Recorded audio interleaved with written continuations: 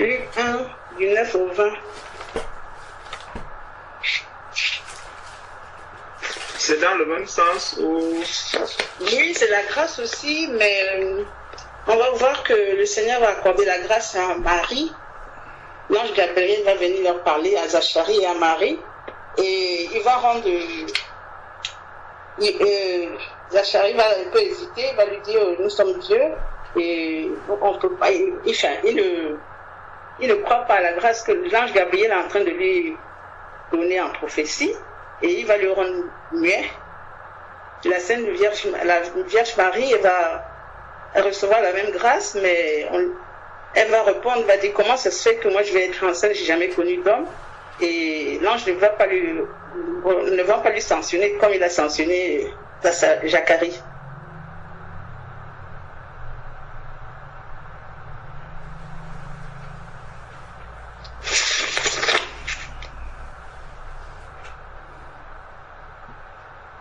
Donc je voulais comprendre pourquoi Zacharie était frappé de mutisme en fait, et Marie ne l'était pas.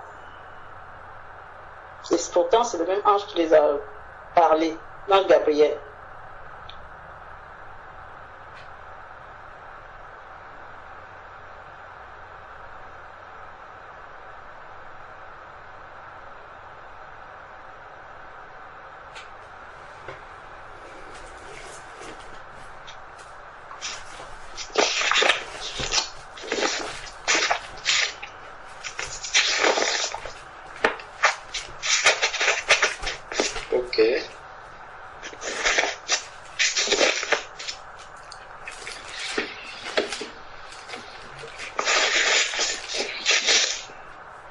Quelqu'un répond?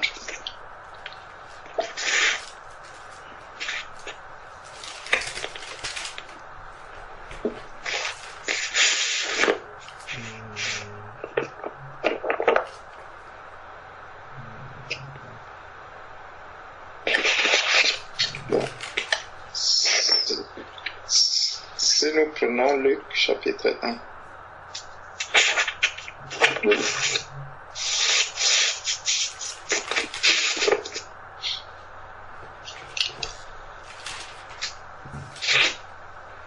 Luc chapitre 1.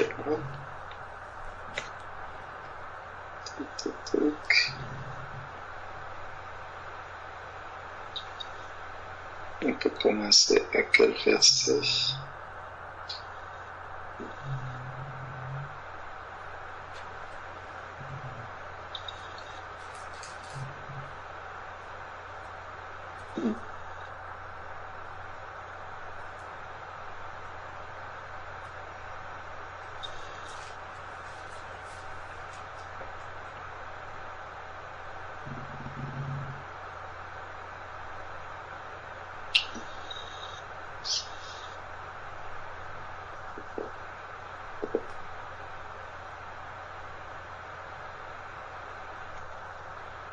Au verset 8, parce qu'il commence, le dialogue commence le verset 8.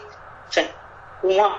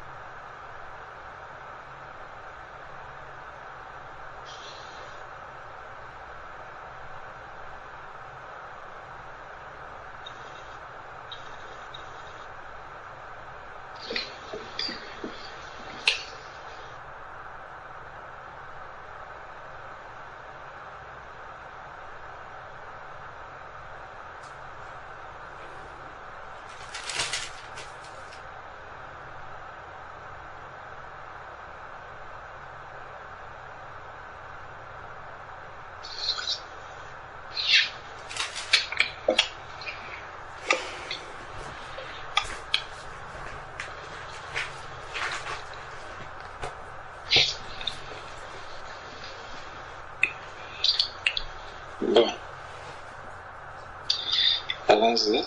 Luc chapitre 1, à partir du verset 8. Or, pendant qu'il s'acquittait de ses fonctions devant David, selon le tour de sa classe,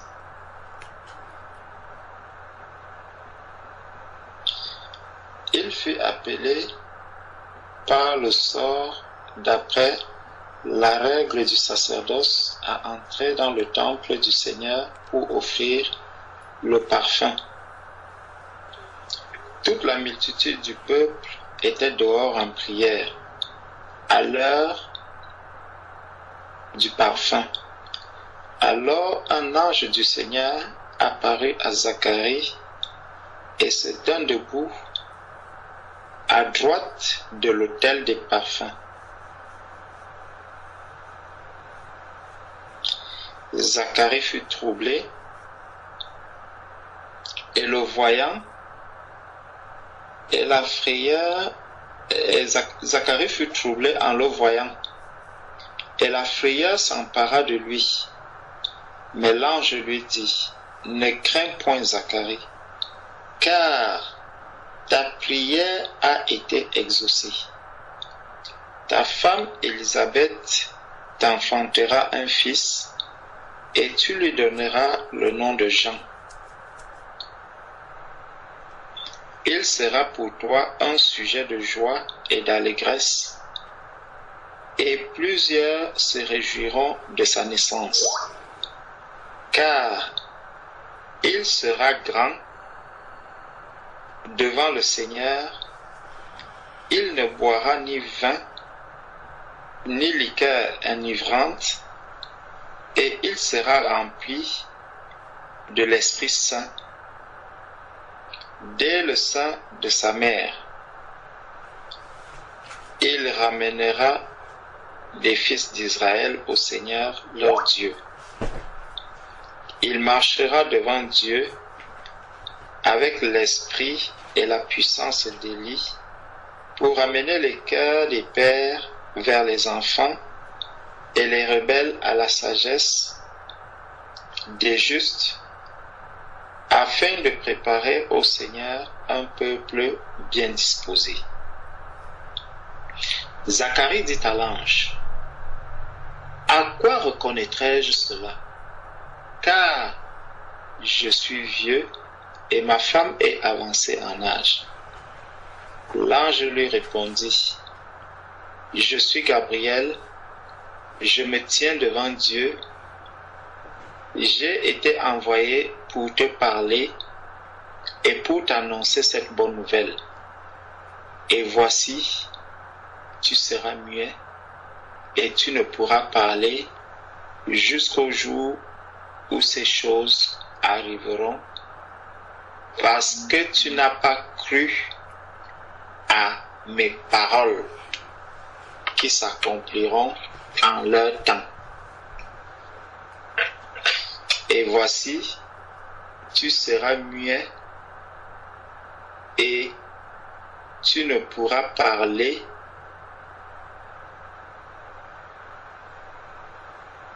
jusqu'au jour où ces choses arriveront, parce que tu n'as pas cru à mes paroles qui s'accompliront en leur temps. Bon. Donc, allons maintenant voir le cas de Marie. C'est ça, non? Oui, Marie, à partir du 26, okay. Chapitre 26. D'accord. Au 6e mois, l'ange Gabriel fut envoyé par Dieu dans une ville de Galilée appelée Nazareth, auprès d'une vierge fiancée à un homme de la maison de David nommé Joseph. Le nom de la vierge était Marie. L'ange entra chez elle et dit, « Je te salue, toi à qui une grâce t'est faite. Le Seigneur est avec toi. » Troublée par cette parole, Marie se demandait ce que pouvait signifier une telle salutation.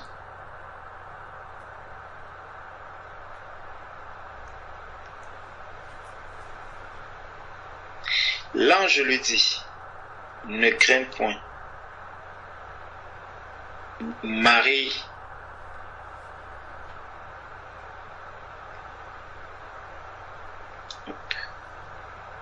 car tu as trouvé grâce devant Dieu. Et voici, tu deviendras enceinte et tu enfanteras un fils et tu lui donneras le nom de Joseph. Il sera grand et sera appelé fils du Très-Haut, et le Seigneur Dieu lui donnera le trône de David. Il régnera sur la maison de Jacob éternellement, et son règne n'aura point de fin. » Marie dit à l'ange, « Comment cela se fera-t-il, puisque je ne connais point d'homme ?»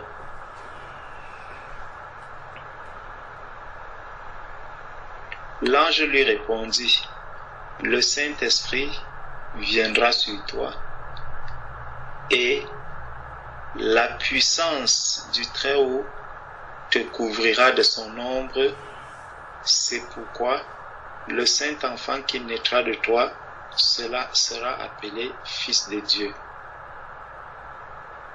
Voici Élisabeth, ta parente, a conçu, elle aussi, un fils en sa vieillesse.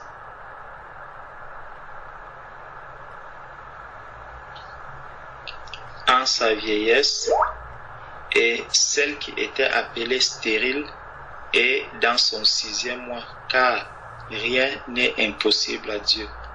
Marie dit, « Je suis la servante du Seigneur, qu'il me soit fait selon ta parole. » Et l'ange la quitta. Si nous prenons les deux situations, nous les mettons côte à côte, nous voyons que lorsque l'ange Gabriel vient parler à Zacharie, on nous présente un tableau.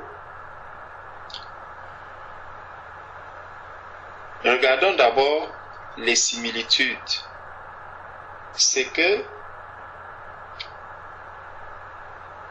Zacharie regarde lui-même dans un premier temps.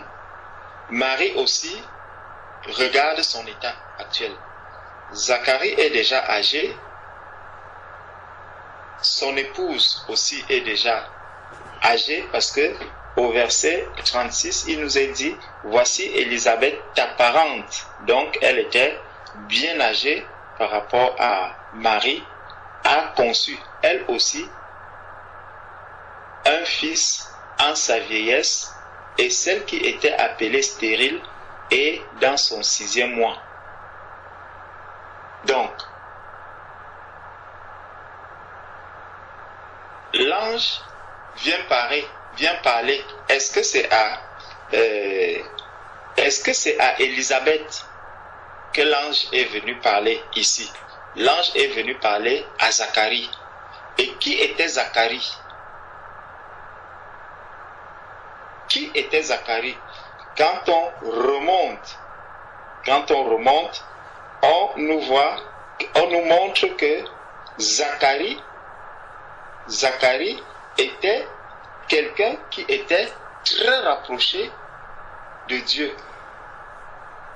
Zacharie était très très rapproché de Dieu, parce que au verset 10, on nous dit, toute la multitude du peuple était alors en prière à l'heure du parfum. Alors un ange du Seigneur apparut à Zacharie et se tint debout à droite de l'autel des parfums. Zacharie fut troublé. Donc Zacharie était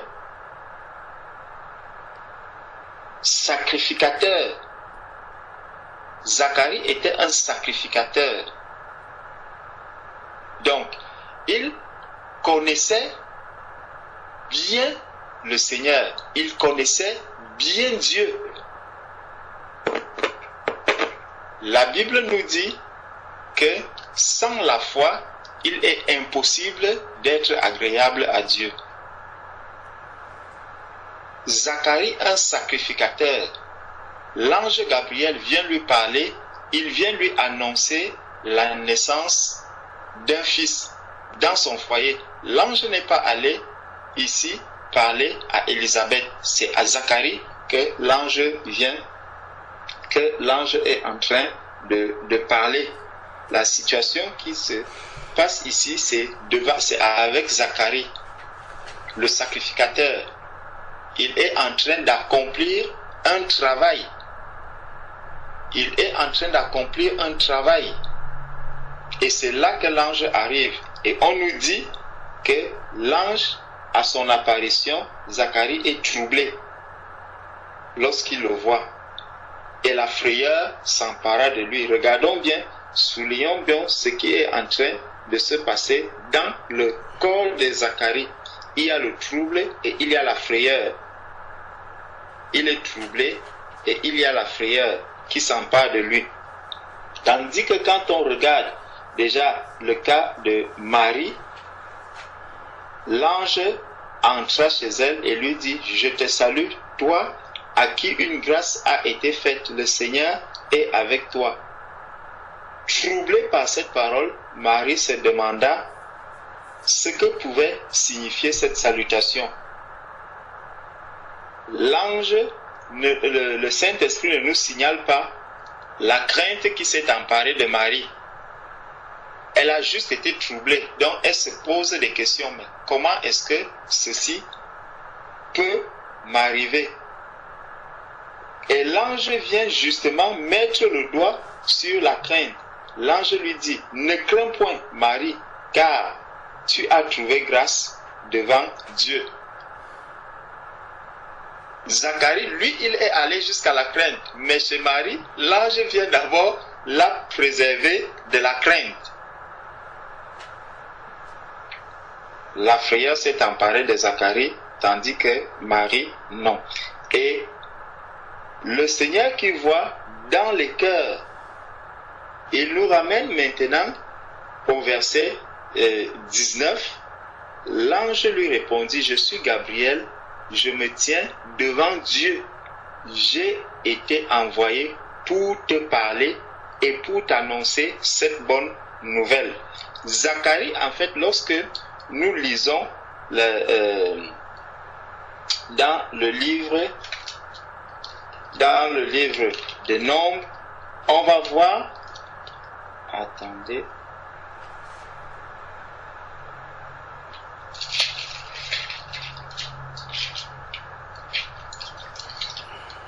Zacharie, c'est quelqu'un, plutôt que d'être dans une telle crainte, plutôt que d'être dans une telle frayeur, Zacharie, le sacrificateur, devait être dans une très très grande joie. Il devait être dans une très grande joie parce que un sacrificateur comme Zacharie devait connaître beaucoup de choses, et en voyant que la grâce de Dieu vient s'accomplir dans sa vie, et une telle grâce, plutôt que d'être dans une crainte, plutôt que d'être dans un trouble, il devait lever les mains vers le Seigneur, glorifier le Seigneur et adorer le Seigneur pour ce qui est en train de se passer dans sa famille. Dans Nombre chapitre 6, voici ce qui est écrit. L'Éternel parla à Moïse et dit: parle aux enfants d'Israël et tu leur diras, lorsqu'un homme ou une femme se séparera des autres en faisant vœu de Nazaréa pour se consacrer à l'Éternel, il s'abstiendra de vin et de boissons enivrantes, et il ne boira ni vinaigre fait avec du vin, ni vinaigre fait avec une boisson enivrante. Il ne boira d'aucune liqueur tirée de raisins, et il ne mangera point de raisins frais ni de raisins secs. Pendant tout le temps de son naziréa, il ne mangera rien de ce qui provient de la vigne, depuis les pépins jusqu'à la peau du raisin, pendant tout le temps de son naziréat. Le rasoir ne passera point sur sa tête jusqu'à l'accomplissement des jours. Donc, on voit que Jean-Baptiste ici, celui qui arrive dans la vie, dans la famille de Zacharie, on voit déjà le titre qu'il porte, le titre de Naziréat.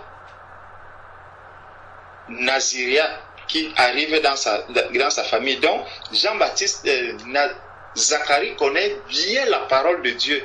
Puisqu'il connaît bien la parole de Dieu, il doit donc être vraiment dans une joie extrême d'entendre une telle nouvelle. Mais ce qui l'anime, c'est beaucoup plus la crainte.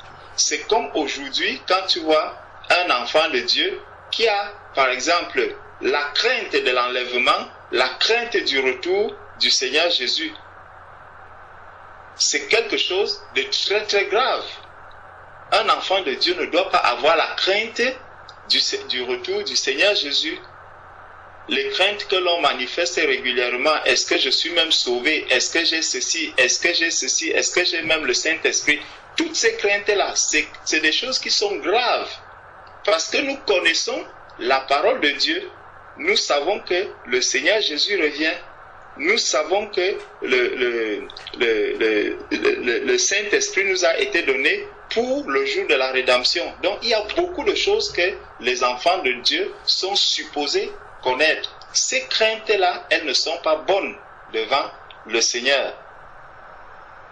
Et au verset 20 donc de Luc 1, on nous dit que « Et voici, tu seras muet et tu ne pourras parler jusqu'au jour où ces choses arriveront, parce que tu n'as pas cru à mes paroles. » Parce que Jean-Baptiste avait déjà été annoncé depuis, et le Seigneur qui voit dans le cœur, il a regardé le cœur de Zacharie, il voit que le cœur de Zacharie ne croit pas, n'accepte pas la parole qui lui a été dite. Voilà pourquoi il devient donc muet. Parce que cela pouvait plutôt devenir maintenant un objet peut-être de raillerie, en disant vraiment l'ange est même venu se moquer de moi. À mon âge, si on me dit que je vais avoir un enfant, à mon âge, si l'enfant peut encore venir d'où?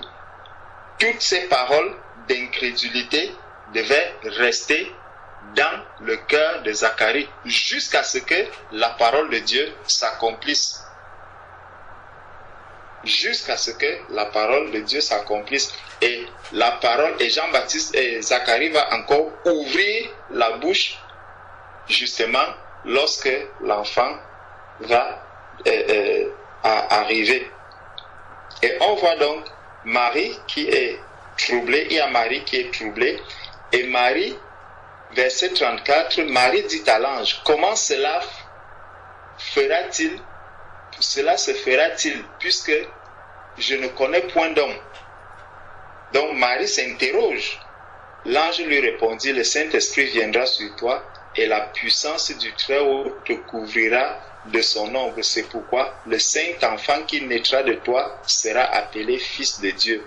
Voici Élisabeth, ta parente, a conçu elle aussi un fils en sa vieillesse, et celle qui était appelée stérile est dans son 6e mois, car rien n'est impossible à Dieu. Marie dit, je suis la servante du Seigneur, qu'il me soit fait selon ta parole. Elle est disposée, elle est disponible pour recevoir la grâce de Dieu. Elle est prête à ce que la grâce de Dieu se manifeste dans sa vie. Lorsque tu viens au Seigneur, le Seigneur ne te dit pas que, bon, viens dans ma présence et ne me pose aucune question. Ce n'est pas ce que le Seigneur dit. Mais lorsque déjà le Seigneur lui-même dit qu'il se laisse trouver par celui qui le cherche. Donc si tu cherches quelqu'un, tu vas poser des questions. Seigneur, même quand on regarde le cas de l'apôtre Paul, lorsqu'on regarde le cas de l'apôtre Paul, lorsque l'apôtre Paul est appelé sur le chemin de Damas, l'apôtre Paul va poser des questions au Seigneur.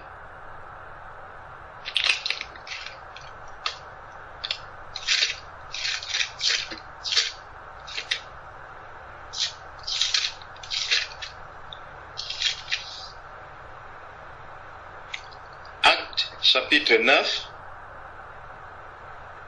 à partir du verset 4.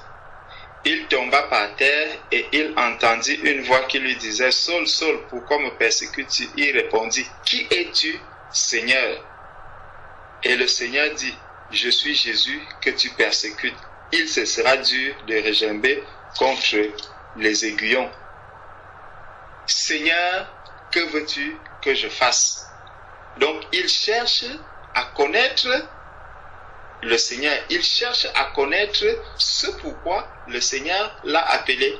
Et c'est les questions que Marie était en train de poser à l'ange. Mais voilà, on dit que le Fils de Dieu va sortir de moi. Mais comment est-ce que je vais faire puisque je ne connais pas encore d'homme? Je ne connais pas encore d'homme. Comment est-ce que je vais faire? On voit que dans la question de Marie, Marie n'était pas dans une question, dans une optique de doute, mais ce qu'elle voulait savoir pour suivre la volonté. Quand on lit ce qui est écrit, c'est que Marie voulait suivre le chemin, elle voulait une indication, qu'on lui dise comment est-ce qu'elle va faire pour que la chose se passe. C'est tout ce que Marie désirait connaître auprès du Seigneur. Et le Seigneur qui répond toujours aux prières, qui répond à nos sollicitations lorsqu'on pose des questions dans le Seigneur pour le connaître. Parce que le Seigneur ne refuse pas qu'on cherche à le connaître. Non, au contraire, il veut qu'on le connaisse, qu'on le cherche même davantage. Et il a montré à Marie comment est-ce que Marie doit faire. Donc, c'est pour ça qu'il disait à Marie que ne t'inquiète pas. Ne t'inquiète pas, je sais que tu ne connais pas encore les hommes. Parce que ça pouvait être ça, l'inquiétude de Marie. Donc il dit, troublée par cette parole, Marie se demandait ce que pouvait signifier une telle salutation. L'ange lui dit, ne crains point Marie, car tu as trouvé grâce devant Dieu. Donc la crainte de Marie pouvait être le fait que, ne connaissant pas d'homme, comment est-ce qu'elle peut concevoir, comment elle peut avoir un enfant? Le Fils de Dieu, comment le Fils de Dieu peut arriver en elle, alors qu'elle ne connaît pas encore d'homme? Sans oublier que Marie était fiancée à Joseph. Donc tout cela, c'est un chamboulement total qui arrive dans la vie de Marie. Et n'oublions pas, Marie a une autorité sur sa tête, qui est Joseph. Parce que Marie est fiancée à Joseph. Donc il y a tout ce questionnement-là. Et l'ange Gabriel, qui vient de la part de Dieu, vient pour éclairer Marie de la situation qu'elle doit traverser et comment est-ce que les choses vont se passer. Donc on voit une nette différence entre Zacharie le sacrificateur et Marie.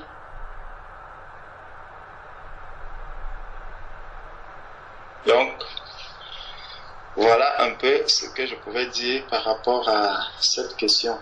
Amen. Amen.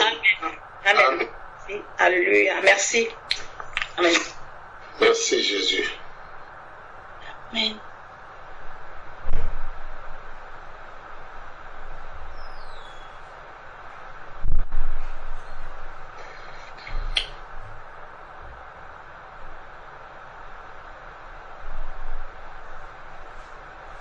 Frère Thierry, que le Seigneur te soutienne. Amen.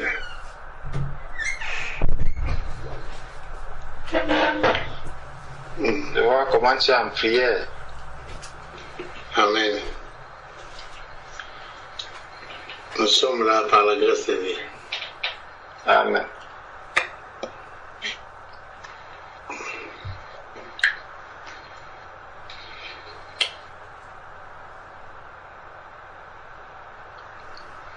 Est-ce qu'il y a une autre question? Oui, frère, j'avais une question.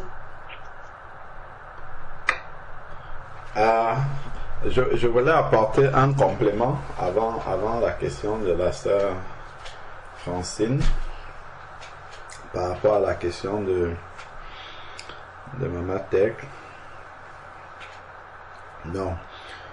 Comme le frère a dit tout à l'heure, le verset 5 de Luc chapitre 1 nous dit que Zacharie était un sacrificateur de la classe d'Abia. Dans au temps d'Hérode, roi de Judée, il y eut un sacrificateur du nom de Zacharie de la classe d'Abia. Sa femme était une descendante d'Aaron et son nom était Élisabeth. Tous les deux étaient justes devant Dieu et suivaient de manière irréprochable tous les commandements et ordonnances du Seigneur. Donc, comme le frère a dit tout à l'heure, c'était des personnes qui étaient assez proches de Dieu. Et Zacharie, de par sa fonction de sacrificateur, est censé bien connaître l'Écriture et avoir une bonne connaissance aussi, fait bien connaître le Seigneur aussi. Et donc, la foi qui lui est reprochée ici, qui est sanctionnée par l'ange, montre bien que pour un frère, on va dire ça comme ça, pour un frère donc qui est censé connaître les Écritures, le Seigneur va être moins tolérant sur un manque de foi comme celui-là qui s'appuie sur l'Écriture et sur la puissance de Dieu par rapport à une sœur. Donc on sait bien que 1 Corinthiens chapitre 14 demande à la sœur de poser la question à son mari si elle en a à la maison.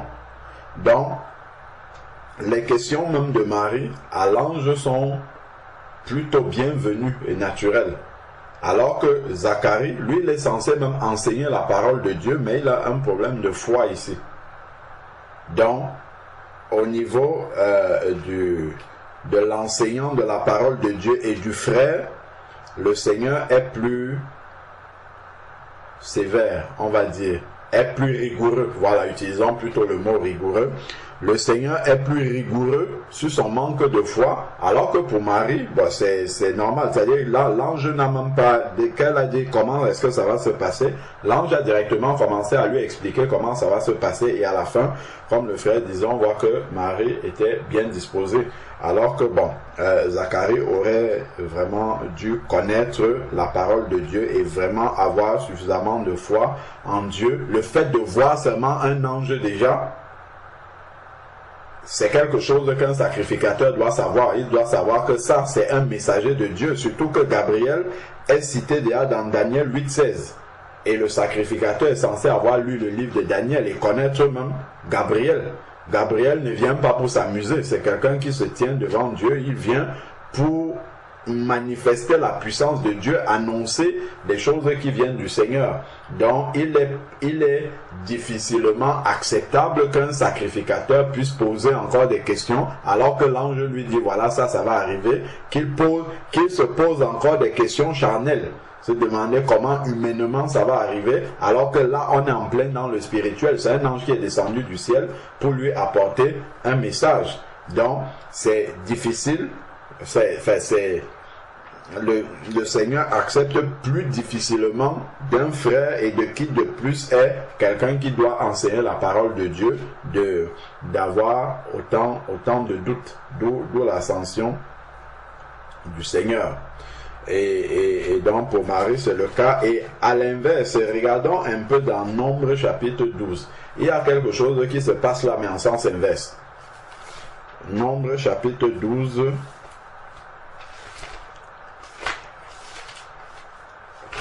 Nombre 12. Bon, le chapitre n'est pas long, on peut lire tous les versets. Dans ces murmures de Myriam et d'Aaron, Myriam et Aaron parlaient contre Moïse au sujet de la femme couchite.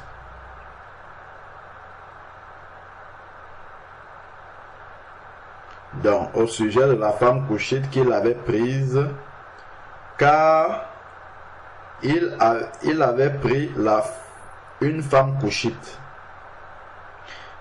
Il dit, est-ce seulement par Moïse que l'Éternel parle? N'est-ce pas aussi par nous qu'il parle? C'est un peu comme on entend dire aujourd'hui, nous avons tous le Saint-Esprit. Les femmes, les hommes, tout le monde, nous avons le Saint-Esprit. Il n'y a plus ni juif ni grec, la femme peut enseigner, ainsi de suite. Voilà, ça c'est exactement le même état d'esprit dans lequel était Marie, notamment. Et puis bon, Aaron appuyait aussi cela. Regardons comment le Seigneur va réagir ici. Donc, c'était une question de... Dieu peut aussi m'utiliser pour parler. Il ne parle pas que par Moïse. Bon, voilà. Donc, je reprends encore ici, là. Au début, Myriam et Aaron parlaient contre Moïse. Donc, verset 3. Or, Moïse était un homme très humble, plus qu'aucun être humain sur la face de la terre. Soudain, l'Éternel dit à Moïse, à Aaron et à Myriam, sortez vous trois vers la tente de la rencontre. En plus, ce sont des frères et sœurs.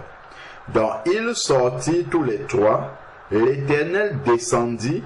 Donc, le problème était tellement grave que l'Éternel est descendu lui-même. Imaginons un peu.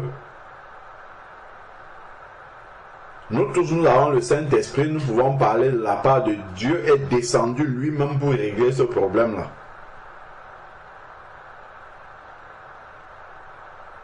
Bon, continuons. Donc, soudain, l'Éternel dit à Moïse, bon, voilà, verset 5 plutôt. L'Éternel descendit dans une colonne de nuée et se tint à l'entrée de la tente. Il appela Aaron et Myriam qui s'avançaient tous les deux. Il appelle les deux. Il dit, écoutez bien mes paroles. Lorsqu'il y a parmi vous un prophète, c'est dans une vision que moi, l'Éternel, je me ferai connaître à lui. C'est dans un songe que je lui parlerai. Il n'en est pas ainsi de mon serviteur Moïse. Il est fidèle dans toute ma maison. Je lui parle de vive voix. Je me fais voir sans énigme et il contemple une représentation de l'Éternel. Pourquoi donc n'avez-vous pas craint de parler contre mon serviteur, contre Moïse? La colère de l'Éternel s'enflamma contre eux et il s'en alla. La colère de l'Éternel s'enflamma contre eux, Aaron et Myriam, et il s'en alla, le Seigneur est parti. La nuée se retira d'au-dessus de la tente, et voici Myriam était frappée de lèpre blanche comme la neige. Aaron se tourna vers Myriam et vit qu'elle avait la lèpre. Alors Aaron dit à Moïse, de grâce, mon Seigneur, ne nous fais pas porter le poids du péché que nous avons eu la folie de commettre. Oh, qu'elle ne soit pas comme l'enfant mort-né dont la chair est à moitié consumée quand il sort du sein de sa mère. C'est étonnant ici. Il y a deux personnes qui ont péché, Aaron et Myriam, mais c'est Myriam qui est frappée. De l'autre côté, c'est Zacharie qui était frappé et Marie, rien.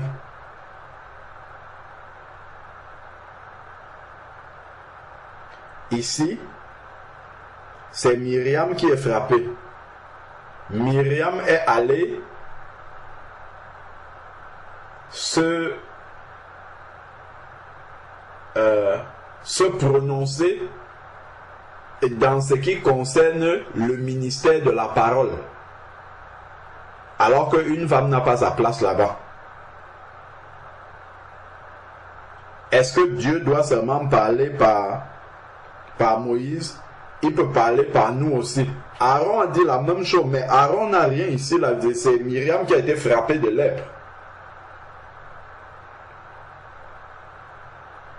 Donc, à la fois, lorsqu'il s'agit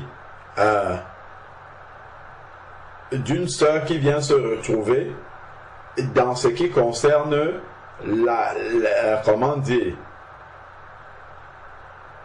l'enseignement de la parole, le Seigneur va venir régler ça. Il sanctionne la sœur. Aaron aussi n'était pas dans son droit, mais lui, il n'est pas sanctionné ici.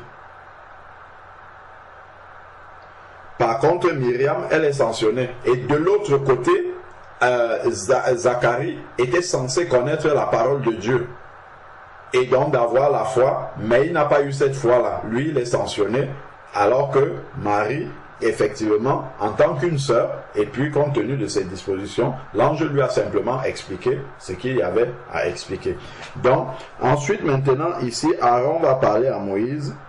Dans verset 13, Moïse cria à l'Éternel en disant, « Ô Dieu, je te prie, guéris-la. »